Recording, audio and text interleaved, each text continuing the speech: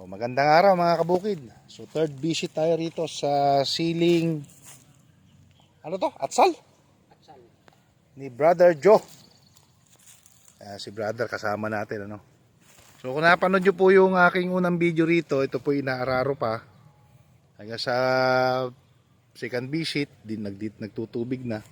So ito ay 28 days ngayon at namumulaklak na.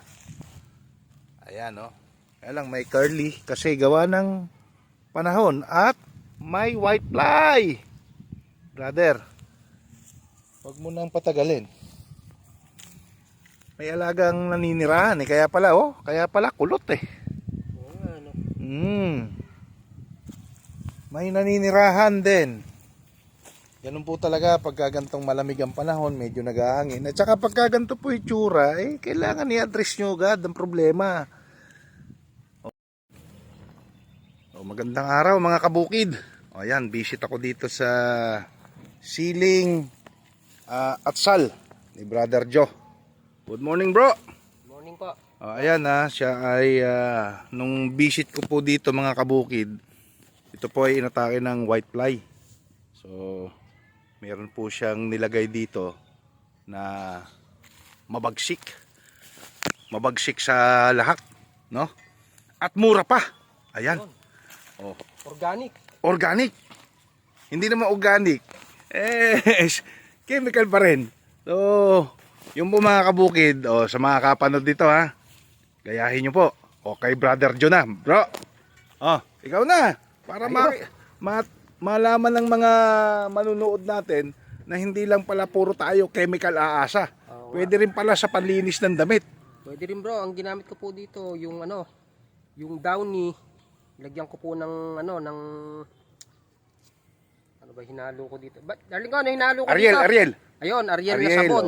Ariel sabon. Bali, ang takal po niya 40 ml sa isang 16 liters. Bali, 25 yung akin Ginawa kong 50. Oo. Tapos yung Ariel mo isang sachet. Yung Ariel, isang sachet. Yun po. Ang kinina ko bro dito, dapat may araw. Hindi naman po siya makaka-epekto sa dahon. Ang ginawa ko pong spray dito, pasalok. Para yung mga white fly at saka yung ibang trips, mites. Ayun. Malaking tulong po dito. Dati po, kulot na kulot to. Tingnan nyo po ngayon ang itsura. Ang ganda nga, nung unang punta ko rito. Na po siya. Kulot na. Kasalukuyan po siyang namumulaklak at mga bunga na. Yun mga kabukid Ganda na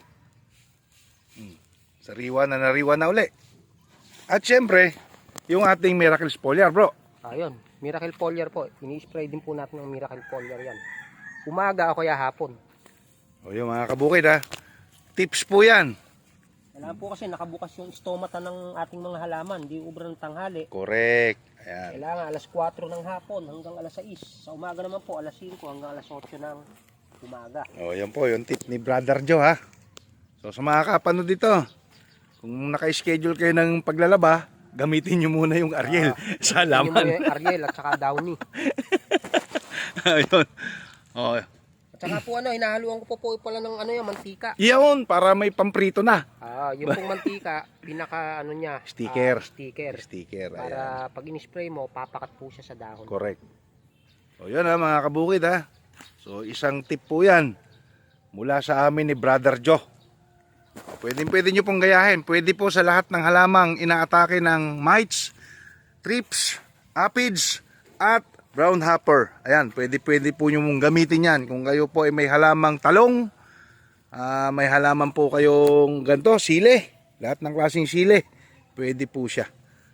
Yun po, nakatipid na kayo, pwede nyo pang gamitin sa paglalaba. Ganda na baka pagbalik ko rito bro, makakapitas ka na rito. Makakapitas na bro dyan. Kapitas na kasi namumulaklak na po mga kabukid. May mga bulaklak na po siya. Malaking bunga na rin yun bro.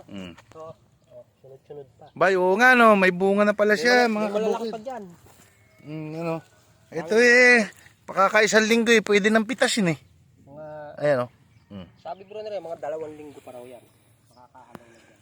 Ayun 2 weeks. 2 weeks daw.